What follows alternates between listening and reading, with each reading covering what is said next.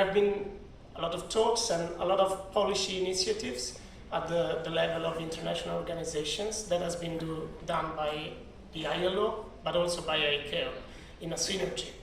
So I want to stress the fact that in 2022, for instance, the two agencies have concluded a memorandum of understanding to cooperate further, to strengthen the research, to provide exchange forums for for the topic of gender. I mean, the agreement is larger in scope, so it includes also employment at large, working conditions, safety, because of course all of the teams are quite well connected. ICAO, for instance, has introduced a couple of assembly resolutions on gender equality back in 2016 and at the last assembly, which was in 2022 again. And we are very sure that in 2025, in October, when the new assembly will take place in Montreal, there will be even more talks about gender equality.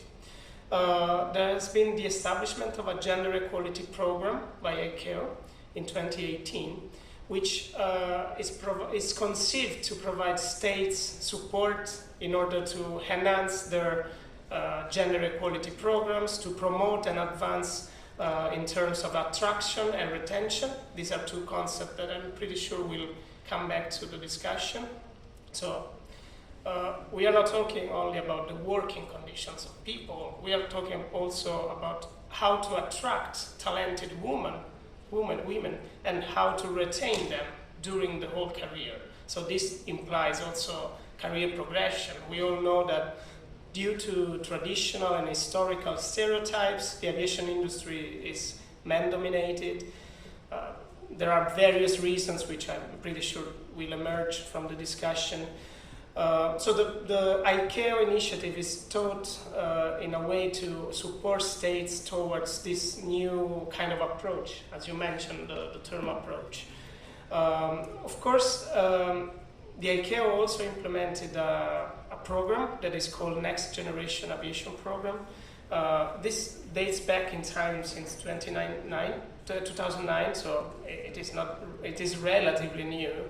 But it has been doing a lot in terms of attracting talented women. One aspect that I believe jeopardizes the current gender equality in our sector is really how to attract women. So there is a lack of leadership role models that young girls can see and try to be inspired from. There is a lack of financial opportunities. There is a lack of career path because as family carers as well, women often have to deviate from their professional career path. And there is no guarantee in this very competitive industry that a workplace is still there afterwards. So this is what has been done at the international level by the ICAO. The ILO has also done some work in terms of initiatives, and they are all to be read in line with the Sustainable Development Goals set by the United Nations for 2030. So we have specifically the SDG 5 that speaks about gender equality. I want to give you, maybe also this could be interesting for a non-European audience, some insight from what's happening at the European Union level, because there is a different approach, I would say. So whereas the approach at the international level is more policy-based and more high-level, at the EU level we have been witnessing to some almost regulatory initiatives. So when I say almost, there have been a couple of proposals in order to adopt a directive on pay gaps, so to recognize gender pay equality, which is a theme that is quite central in the European discussion. The European Union has adopted what is called a social agenda for aviation. So it's a programmatic document that focuses specifically on the aviation sector and it is based on several pillars, one of which is exactly gender equality. So how to eliminate the barriers, how to eliminate the obstacles that young girls and women face in the industry in general.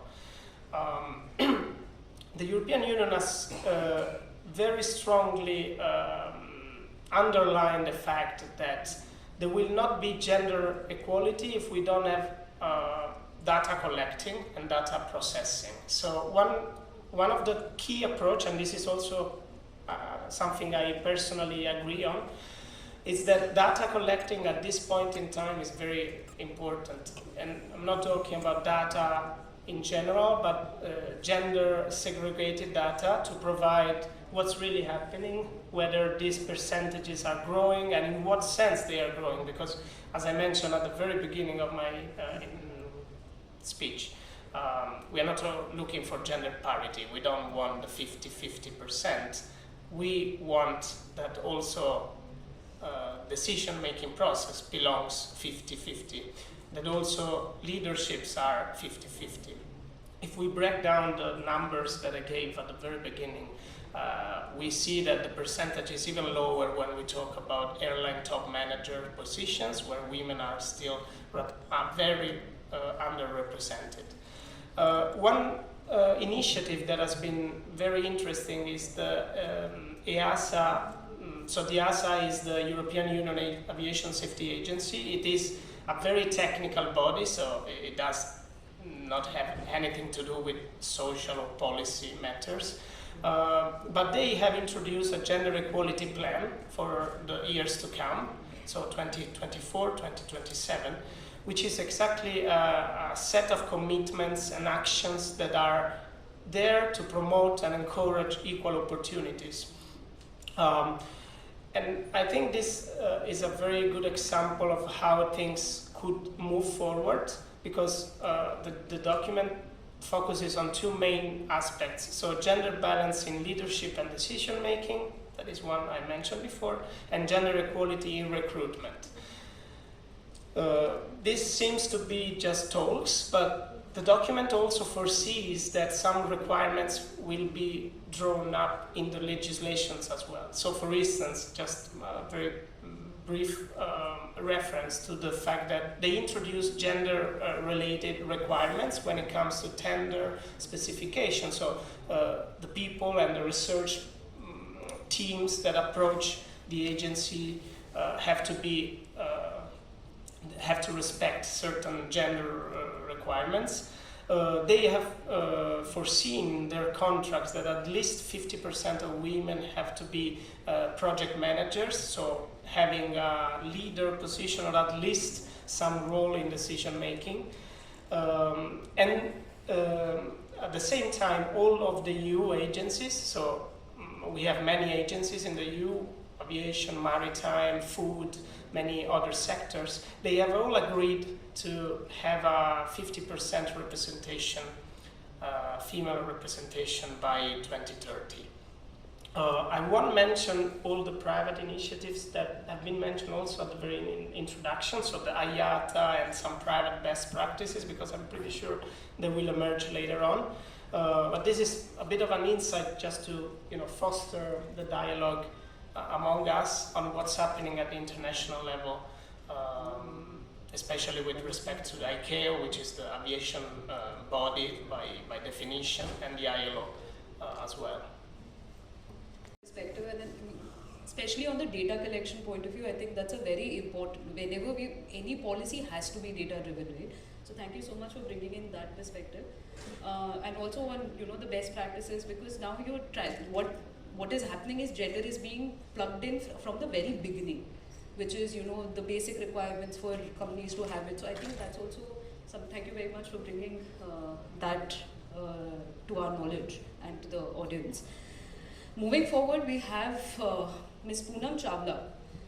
Ms. Poonam Chawla is the founder of the Women Board of Directors, dedicated to catalyzing change and fostering diversity through transformative initiatives.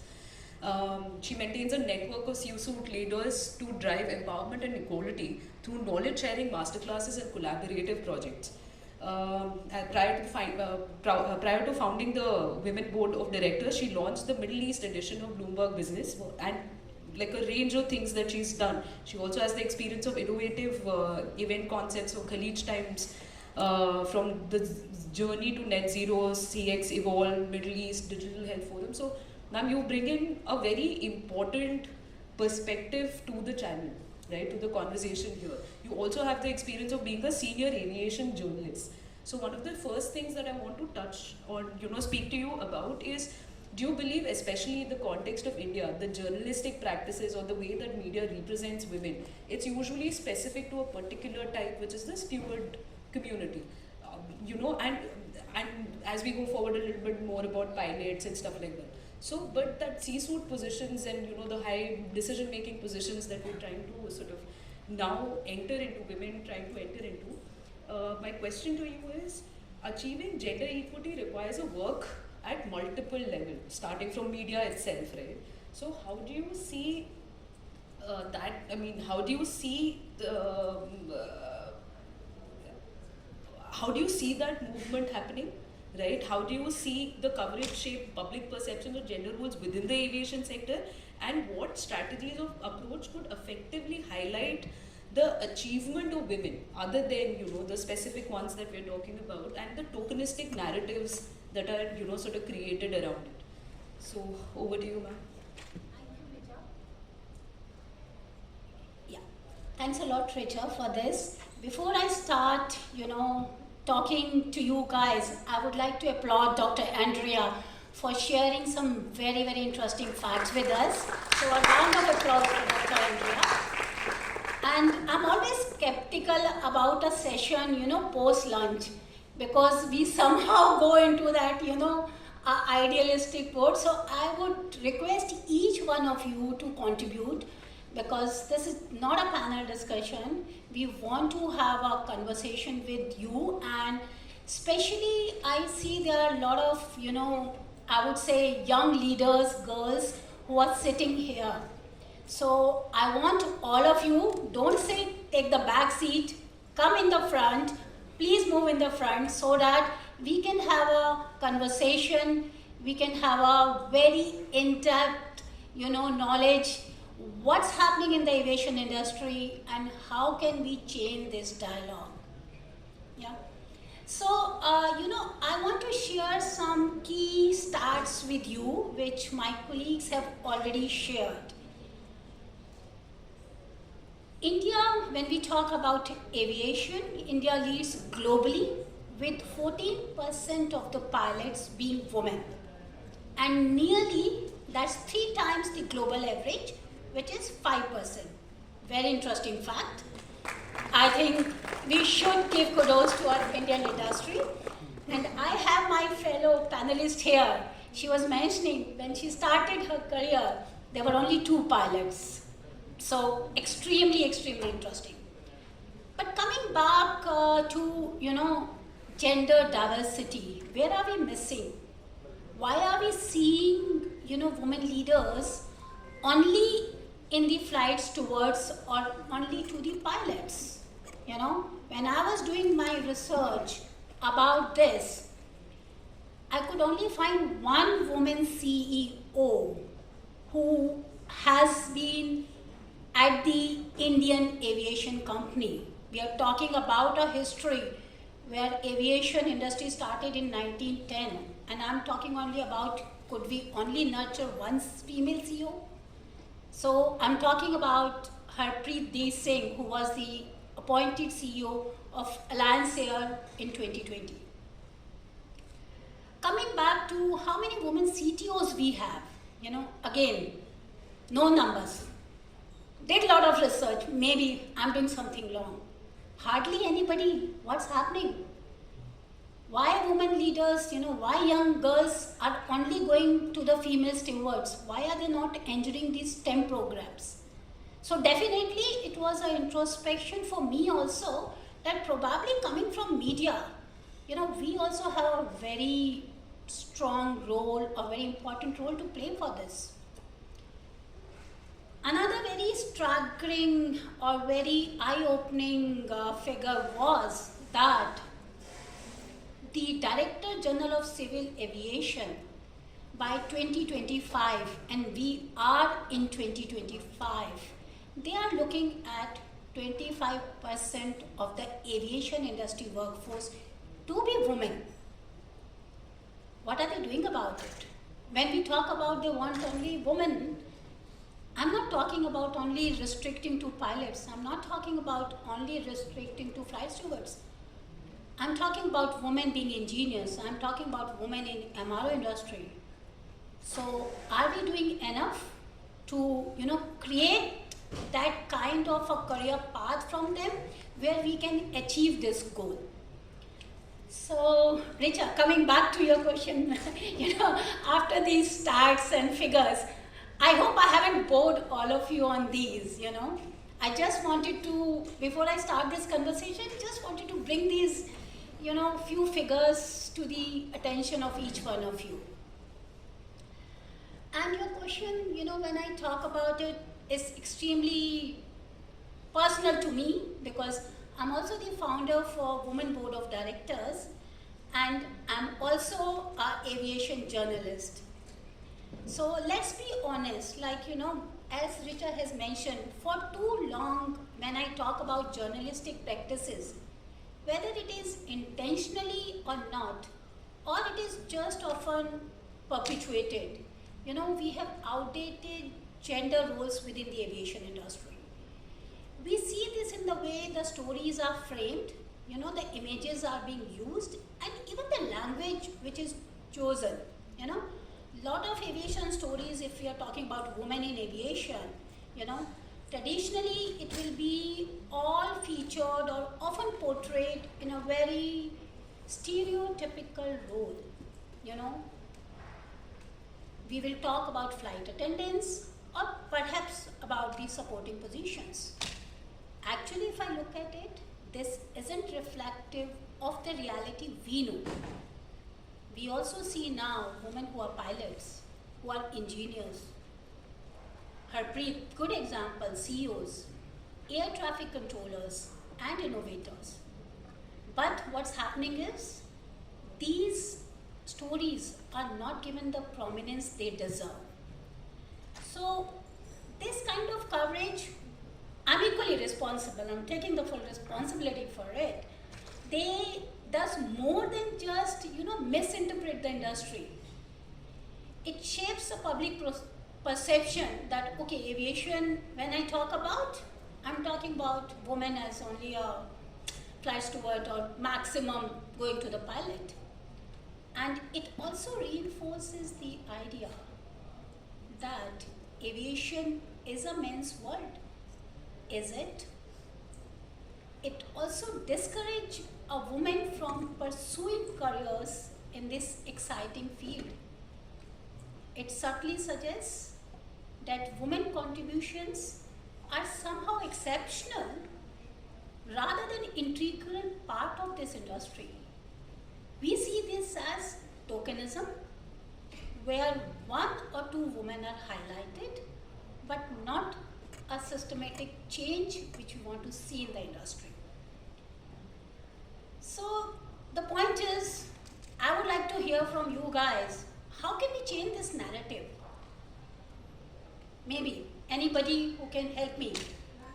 Yes, please. Only women. Namaste ma'am, my name is Divya. I did my internship at Airport Authority of India for 2 months. But after that also, I do not have that much experience, and because of that, I am facing challenges for getting more experience and as well as job also. So that if I will do job there also, I will get experience. And I think somewhere it's a kind of restriction because we are not able to make that much connection with the female aviation field that can help us to get more experience so that we can understand our field and work there better and take decisions more clarity, with the clarity. So thank you, Divya. You have rightly said, as she's saying, she's not getting the opportunity where someone can really guide her. Yes, please. I think you did internship in which place? Jaipur. Therefore, actually, I am from airport authority only. It's again coming to the same point we were talking about. When it about the females in aviation, here in the panel itself, you have talked only about the cabin crew and the pilot. Yes. But there are so many opportunities in aviation, starting from the air traffic controller, starting from the people those who are manning the radars. Even there are the recently there are a lot of firefighters from the aviation. I mean, but these are not being highlighted. Absolutely, that's what I said. Can I get your name, please? My name is R.S. Lahoria. Okay. So that is the problem which is coming up actually. I joined as an air traffic control officer. That time only one lady officer joined in Calcutta. And you know that time there was no toilet for the lady. Yes, sir, I There watched was- that. And that time she insisted to get a separate toilet. That time washroom mode was not there. We used to call toilet only. And she insisted to get one toilet for the lady officer. And today I will tell you there is about 20% air traffic controllers are ladies. And you are talking about the higher rank. Recently one executive director, she was from the ATC, was from lady only. Absolutely. Executive director, architecture in airport authority is lady officer only. I agree. So coming back to, Mr. Lahoria's point, when it comes to the journalist, we need to, I say that we need to diversify our sources. He's talking such wonderful stories about women, who was the first, not the first, who was working as a air controller. She asked for a toilet. So we need to actively seek out women voices in all areas of aviation and, include them in our reporting. So that's, I would say, a one step which we can take when we're talking about, highlighting women. How can we change that dialogue? Second, what's happening is we also need to focus more on substance over symbolism. Instead of highlighting a woman's gender, that happens in most of the stories, First women leaders, this, second this. So we are kind of making a woman as a symbolic or something. So I would say instead of highlighting on women's gender as the defining factor, we should focus on her accomplishments, We should talk about her expertise. We should talk about her impact on the industry, not highlight the fact that she is a woman.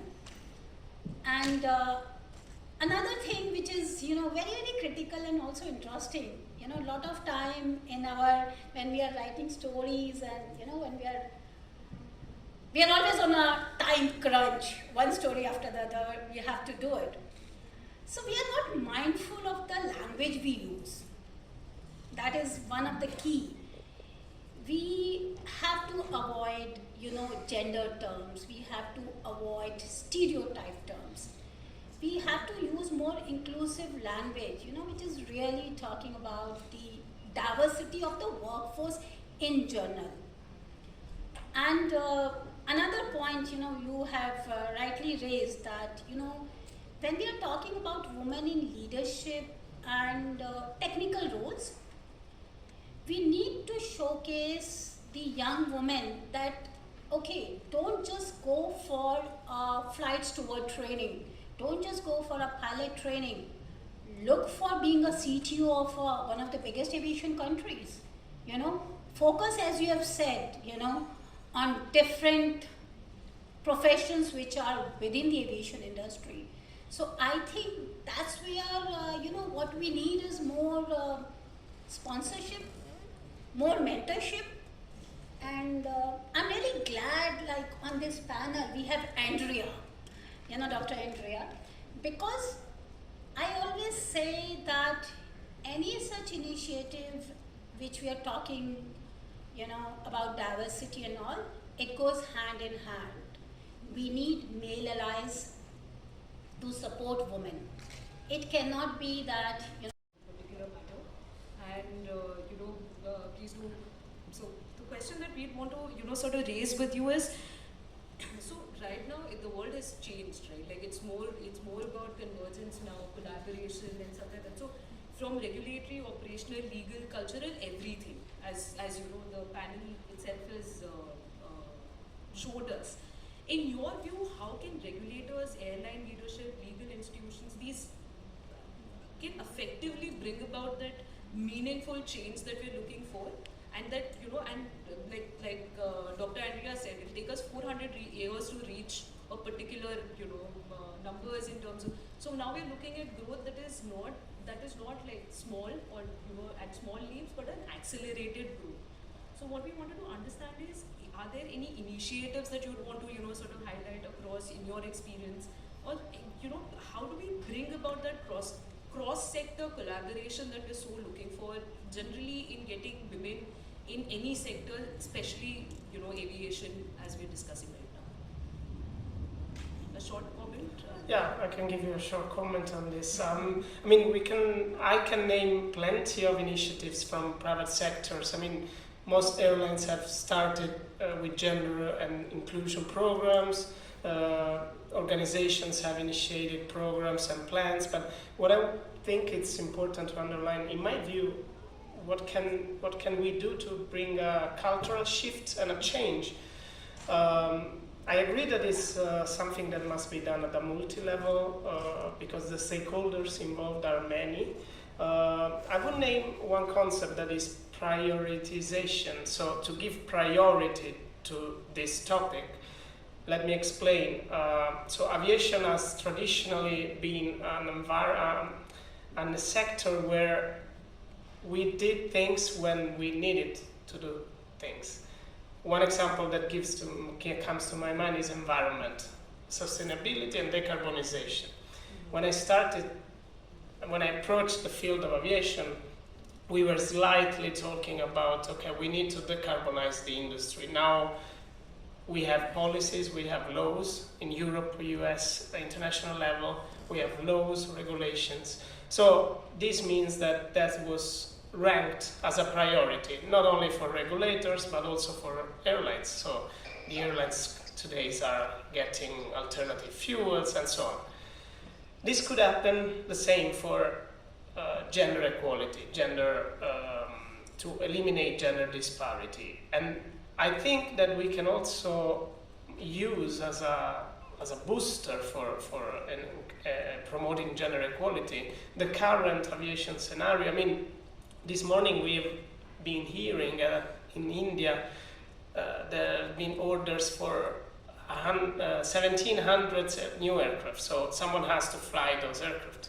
So that's an opportunity, and I am pretty sure, maybe too optimistic, but that percentage of 15%, which is already above average, can very well grow. Because it comes also hand in hand with a staff shortage at a global level. So, I mean, if we unite the dots, we understand that there is room for improvement, for engagement, for give priority to the team. So I think prioritization is a key approach for a multi-level stakeholder engagement. Yeah, I think so. Yeah, as Andrea has mentioned, you know, prioritization is very important. But you know what I feel? For every woman whose potential is grounded, aviation loses altitude. You know, I would say let's rewrite the flight plan. Yeah. Where talent, not gender, determines our ascent. So how are we going to do it? You know, we are saying, okay, we will, you know, as Andrea said, we will prioritize. We will need 1,700 pilots. He first said pilots. He didn't say that we will need 1,700 engineers to maintain those, or maybe double the engineers to maintain those. He mentioned in his first dialogue a very interesting fact that in Europe, they are having tender specifications where, you know, a tender is given to a company if there is a certain woman percentage. So I feel very good initiative. I picked up that from him. When we are talking about regulators, we are talking about aviation companies, we are talking about government entities. It's a very collective effort where, you know, we are talking we have to do it, 25%, this number. But it's a world norm. Until and unless I incentivize you to do anything, you're not interested to do or bring that change. You will do regular thing, okay. But the moment your company is incentivized, okay, if you have a woman on your, in your technology or as your CTO or in your leadership team, the tender will be more in favor of you. So we will see a very dynamic change across the industries. So I think this has to be done. There has to be, I would say, a incentive policy for organizations, even for the regulators, and definitely government is doing their part. And also, another thing, when I was sitting here, it came to my mind, when I'm talking about training institutes, we have so many training institutes which is aspiring you to become a flight stewardess. Why are we not having training institutes which are teaching women leaders how to maintain an aircraft? Like, there should be a specific, after they become engineer, there should be a specific, regular training so that they are encouraged for that. So just one of the thoughts. Yeah.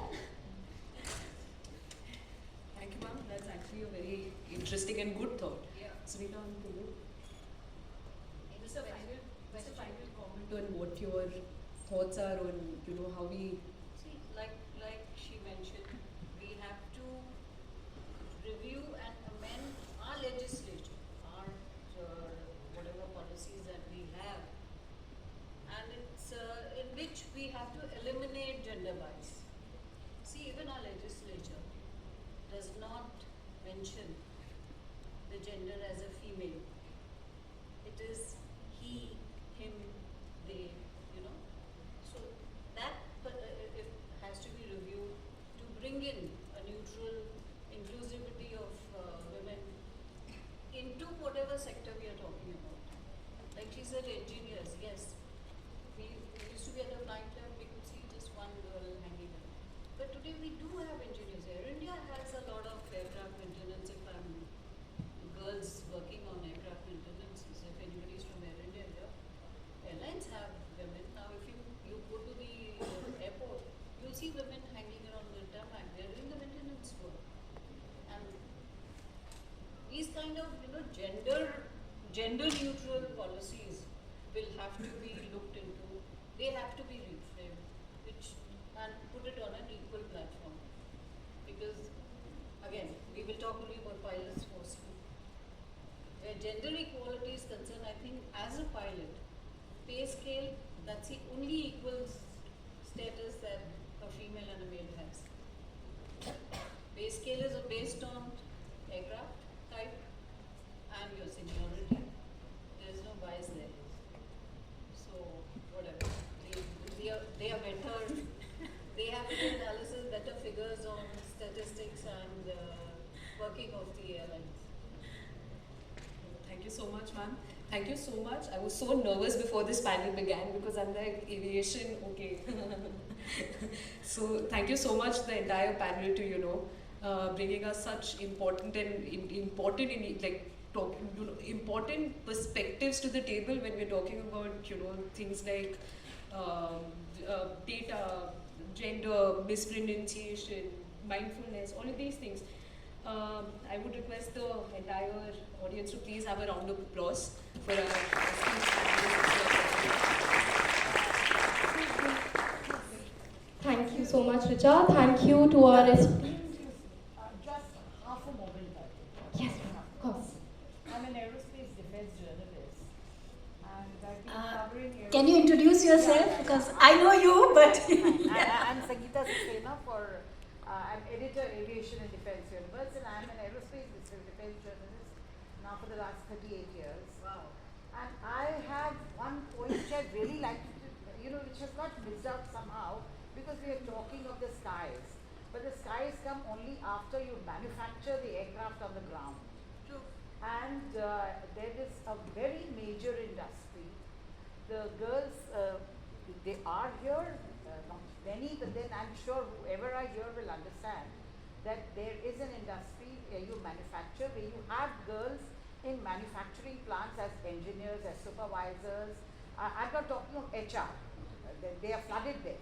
But I'm talking of this, and let me tell you, we've had CEOs, Boeing, Lockheed Martin, you've got Dasu, we've got women CEOs we've seen.